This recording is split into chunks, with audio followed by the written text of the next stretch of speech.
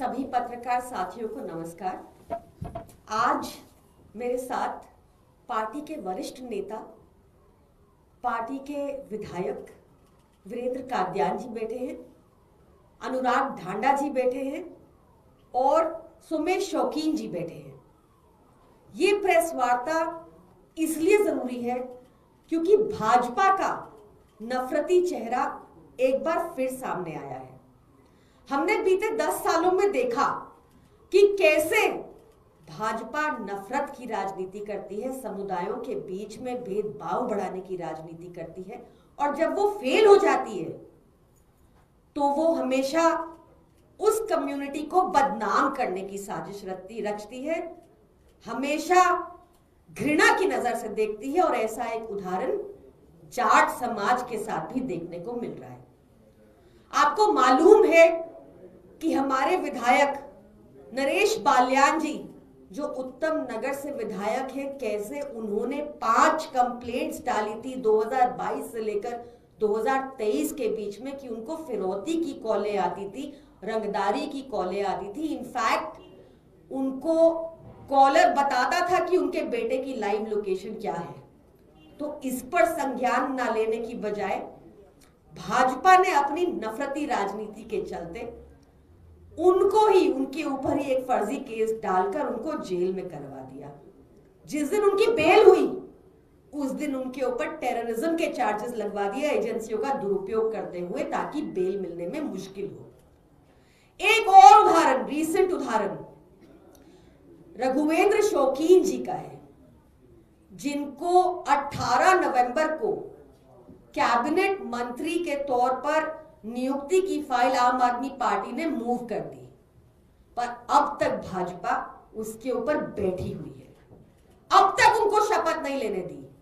और ऐसे ही अनेकों उदाहरण हैं जिसमें भाजपा की जाट समुदाय के प्रति घृणा साफ नजर आती है। इसके बारे में आगे आपको अनुराग ढांडा जी बताएंगे।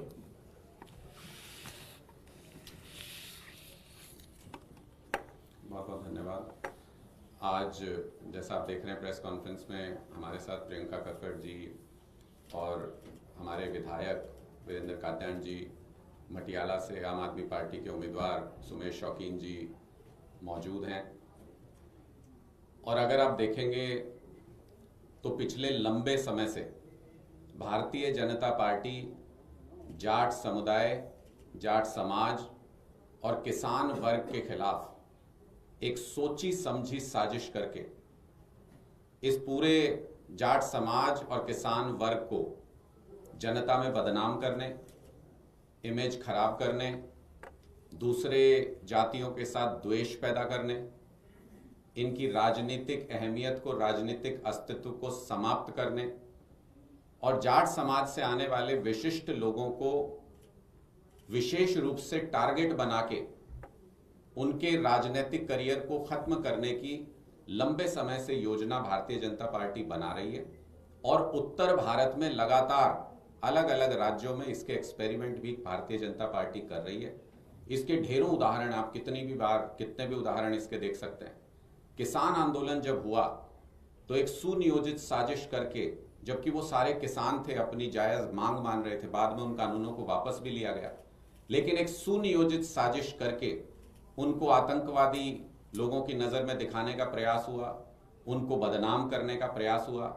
जिनके बेटे, जिस किसान वर्ग के, जिस जाट समाज के बेटे फौज में लड़ते हैं, उनको ऐसा दिखाया गया कि विदेशों से मदद लेके जैसे कोई आतंकी गतिविधि वो कर रहे हो।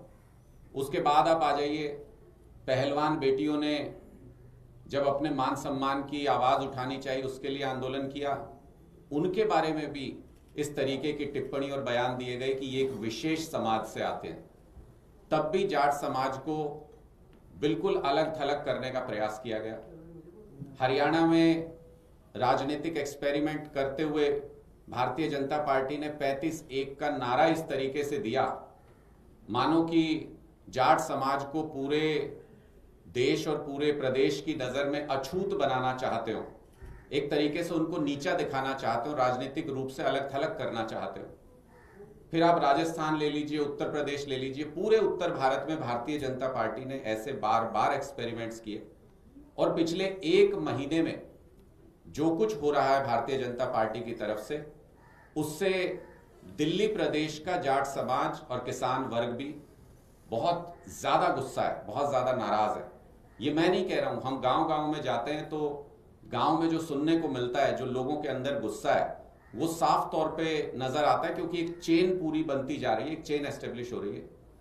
पहले एक हमारी सरकार में जाट विधायक ही थे, मंत्री थे, सीबीआई ईडी लगा के उनके घुटने टिकवाए गए, विधायक पद से भी इस्तीफा तक देना पड़ा। 8 विधायकों में से 1 को इस तरीके से किया गया।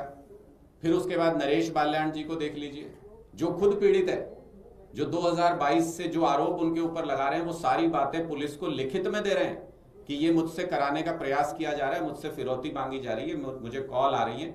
उन पे कोई एक्शन नहीं हुआ गैंगस्टर के खिलाफ। लेकिन हमारे समाज के, जाट समाज के एक प्रतिष्ठित व्यक्ति को, जो लगातार विधायक चुने जा रहे हैं अपने इलाके से, जिनकी एक प्रतिष्ठा है पूरे समाज के अंदर, उनको बदनाम करने की साजिश की गई। पहले सुबह सुबह भारतीय जनता पार्टी के हैंडल से कोई ऑडियो डाला जाता है, कोई वेरिफिकेशन नहीं उसका, कोई ऑथेंटिसिटी चेक नहीं उसका, और शाम होते होते पुलिस गिरफ्तार कर लेती है। जब वहां से जमानत मिलती है तो उनके ऊपर मकोका लगा दिया जाता है, जैसे वो कोई आतंकवादी हो, कोई टेररिस्ट हो। इस तरीके की मानसिकता के जरिए समाज के विशिष्ट लोगों के पॉलिटिकल करियर को खत्म करने का प्रयास करना और समाज के लोगों को बदनाम करने का जो प्रयास किया जा रहा है।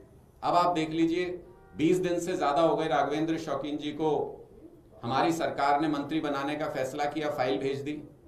क्या कारण है कि 20 दिन बीत जाने के बाद भी, सरकार तो आम आदमी पार्टी की है ना दिल्ली में, तो मंत्री कौन होगा ये तो हम तय करेंगे ना।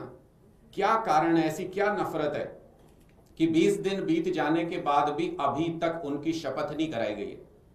क्या भारतीय जनता पार्टी जाट समाज के किसी व्यक्ति को मंत्री नहीं बनने देना चाहती? क्या इस बात का इंतजार किया जा रहा है कि आचार संहिता लागू हो जाए, किसी तरह से समय टल जाए? इस तरीके के ढेरों उदाहरण हैं।